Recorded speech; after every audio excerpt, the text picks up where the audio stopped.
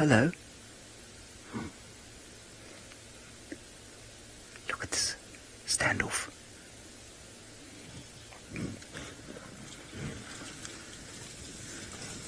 Look at this. Another lioness coming from the back. That lioness had managed to get all the way around them. There are 5 or 6 lions here. Let's move through. Clouds of dust all over. Unfortunately, heading into a part of the reserve we can't go. We'll just see if we can get across this fire break area. Coughing, choking on dust. I had no idea there were so many lions there. Absolutely phenomenal stuff. Now, unfortunately, we cannot go north or across this road. But let's just see if we can't hear perhaps the distress call. They went running in there.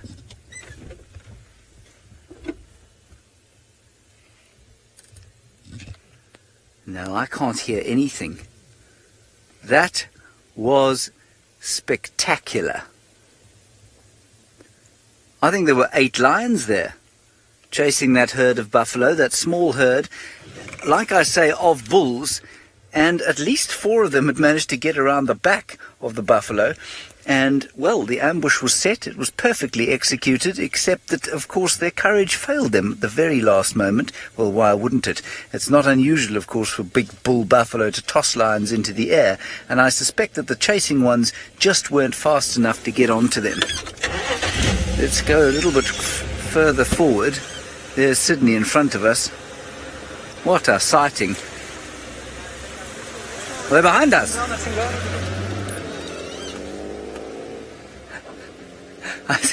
I see that Sydney has possibly got another sighting. I think he's calling this Tingana. I think a leopard has just crossed the road behind us. This is tremendous. There's a lion. We'll wait for Sydney to go and see what he can find that side. There's another lioness. I don't think there is going to be any lion kill action here, I'm afraid.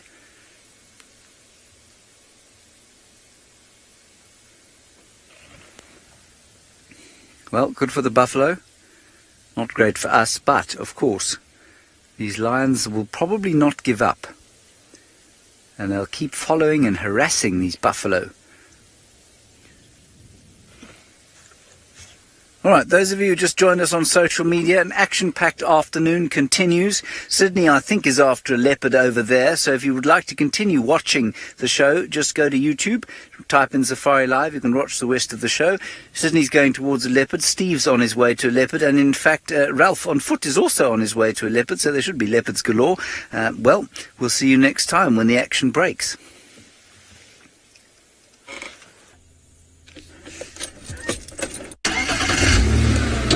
So the leopards, they prefer to go around and patrol. So now we can go to Stephen and see what Thandi is doing on the other side, if you got Thandi already. I cannot believe what is going on this afternoon, ladies and gentlemen. But we came back to the termite mound that we originally checked, and then we followed a track out. And that must have been the track that the people came in, and we decided to come back and use the thermal camera to search. And thankfully the thermal camera picks up heat, as it does, and we were able to see Thandi hiding in the long grass. And there she is. Her head is down. She's having a little bit of a nap. And yes, ladies and gentlemen, the playful Tlalamba is on the scene.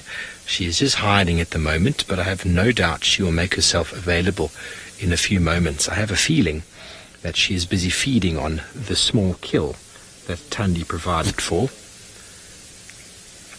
I can't see her at the moment, but she's just behind that blade of grass there. Even though we can't see her on the... Maybe she's moved, Dave, because... Oh, there we go. There you can see her. Hello, you little one. Welcome to the show. There's a huge amount of animals going on at the moment. Tlalamba, Thandi&Tlalamba, Tingana. There's a lot of T's. Did you notice that? What's going on with all the T's? And we're on Torchwood. Oh my word. I think I'm over-teed it today, Darby. If only we'd brought some tea, we could have had a cup of tea as well. So I haven't had any answers yet. I wonder if the viewers just gave a few answers through on what small animal they think Thandi might have killed. James told me, I haven't seen it yet, so we can't give you the big reveal. But if anyone's got some information or some thoughts about what small animal they believe Thandi might have killed and is now obviously left to the playful Tlalamba to feed on, you're most welcome to send through your one-word tweet, #Safari Live, or on the YouTube stream.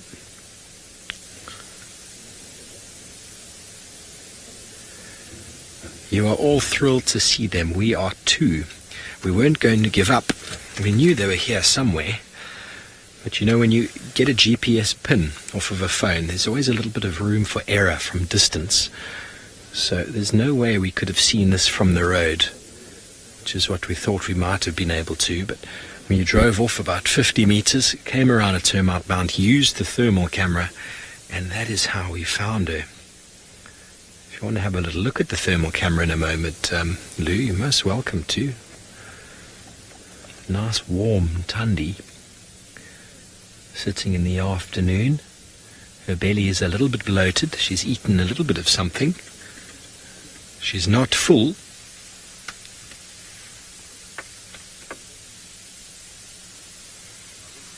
Angie and Crafty, you reckon it may be a scrub hare? Well, I don't think it was a scrub hare. Thandi's got a little bit of food in her belly. Normally, if she kills a scrub hare, Tlalamba gives her nothing of it. Or if she ate it herself, there'd be nothing left for Tlalamba. And she also went and brought her.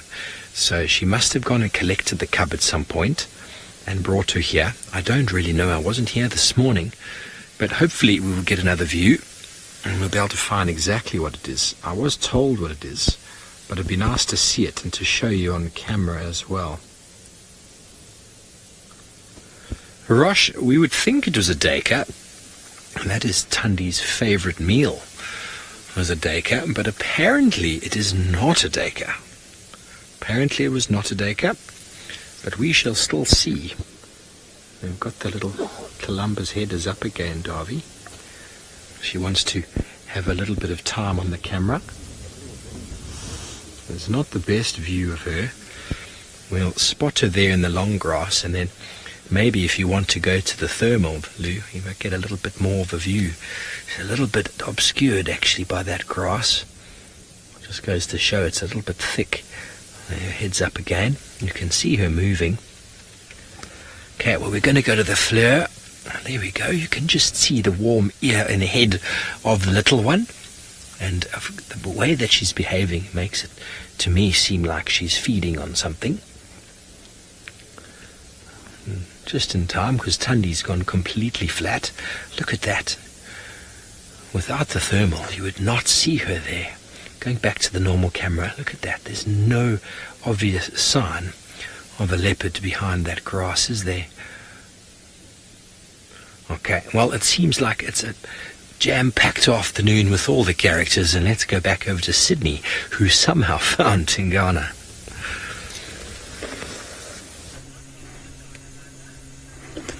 Yeah, it seems like Tingana is after something because he is walking, stopping, listening, and there's some warning calls as well given by some of the animals by the southern direction, which is where he's heading now. So I'm just going to try by all means and follow Tingana and see what he is up to. So let me just try and follow him and see what he's up to this afternoon. So this is quite very exciting, eh?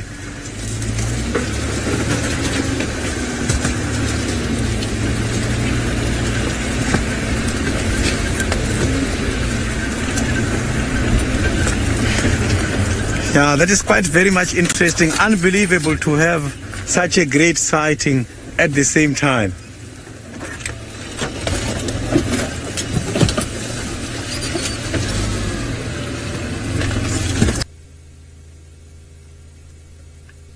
He's trying to sniff just to get hold of the informations. Maybe there are some other animal activities here that is trying to pick up.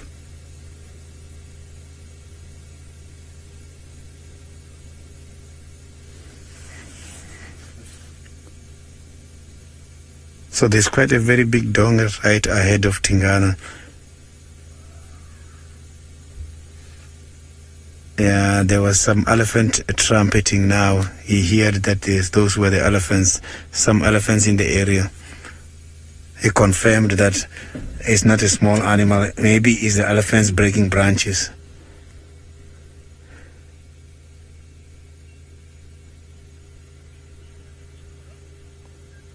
So now, Don't know which camera to look at, to be honest with you, Lou. It's really your choice at the moment. But I've got a feeling she's going to come up behind Thandi and jump on her. The spots disappear into the long grass. She's thinking about it. It's just behind a little bit of grass there, a little branch in the way.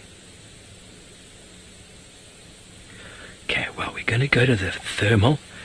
There you can see her coming through the long grass. Let's see what she's going to do. She's being very delicate in her approach. I have no doubt Mum will not have a clue that she's coming, because she's a very, very careful young lady, isn't she? She knows exactly where Mum is. She's going to come and stalk up on her and catch her from behind unaware. Very important lessons that she's going to learn. Even though there is some meat nearby, she still needs to know how to stalk Mum whenever she has the opportunity. We're back on the normal camera. Is she going to go, Davy? I wonder. You can see Thandi flat in the foreground. Not making the most interesting of targets to Tlalamba. But she's going to stalk a bit more. Here she comes, underneath that little bit of grass. Very delicate. We saw a sign of doing this yesterday. You can tell by the intention on the face, folks. The body language. You know, she knows Mum is there. This is the behavior that they do when they're stalking something. There's almost this anticipation on the face. The ears cocked forward. Very delicate movement of the feet.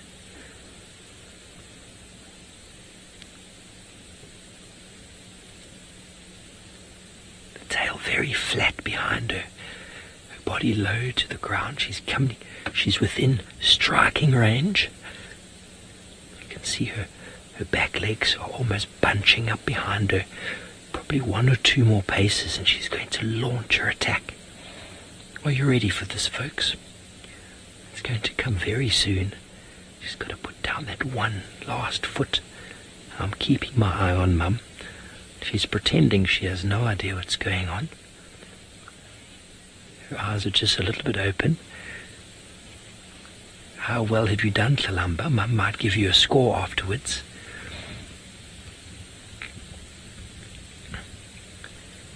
Jennifer, she is an only child. She's got no one else to play with, so she's constantly stalking her Mum, constantly playing. And Mum leaves her for some time every now and again when she leaves, so she makes the most of it. Oh, Thandi's finally spotted her. She finally heard her approaching. And you saw how she quickly got up, which goes to show that Thandi actually had no idea she was coming. She suddenly would have heard a noise quite close to her and she would have had to react. Here we go. Good morning. A beautiful Thandi. He looks a bit sleepy still. Did you just wake your mum, Tlalamba? John, you want to know a very good question. A question a lot of people ask. Okay, well now it's her turn to go over to the kill and feed. Why will she not attack us? Well, people in these areas have spent a lot of time with the leopards, a lot of time habituating them.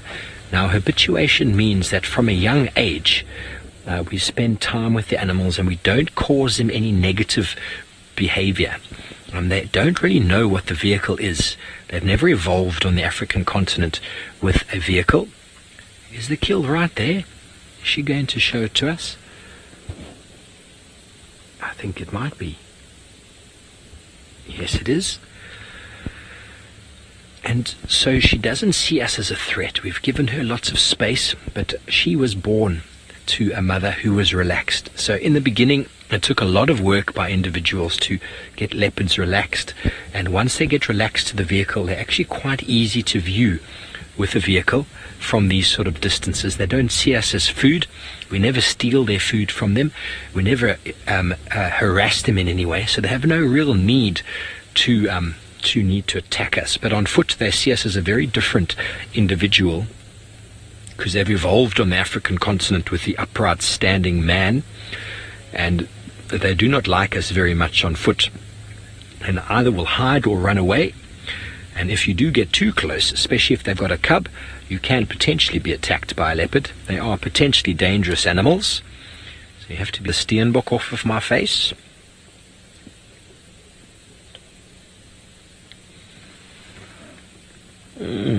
Lots of yawns happening. It's time to move soon, I think, little one. Going to go and play with Mum.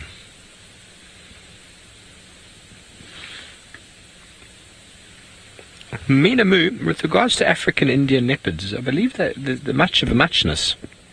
I had the impression initially that they were bigger, the Indian leopards, but I have researched it a bit more, and they are not. I think they're very, very similar in size, the Indian leopard being a subspecies of the African leopard, Pantheropardus, but I think there's not too much in the way of size difference.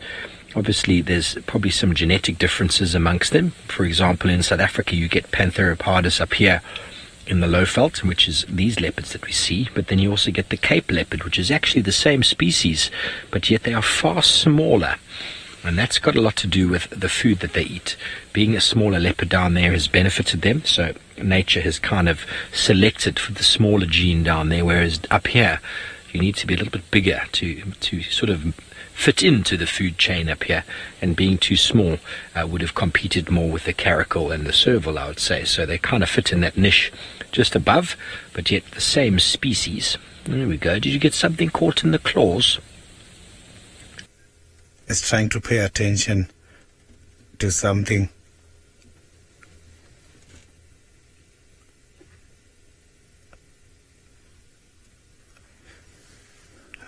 I can hear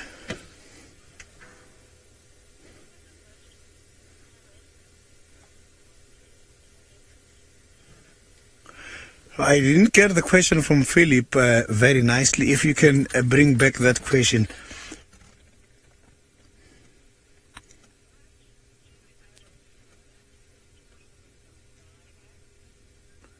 Yeah, the adult leopard, commonly they die of hunger, because when they are growing old, they lose the teeth, and once the teeth are worn, it means it won't be easy for that animal to be able to eat.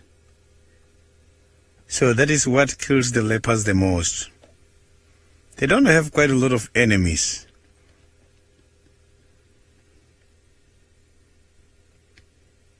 I can hear he's now concentrating on something. I can hear branch breaking in this area.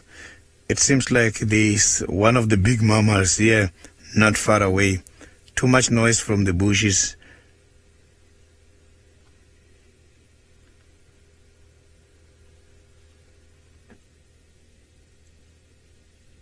Yeah, there's a lot of noise coming from.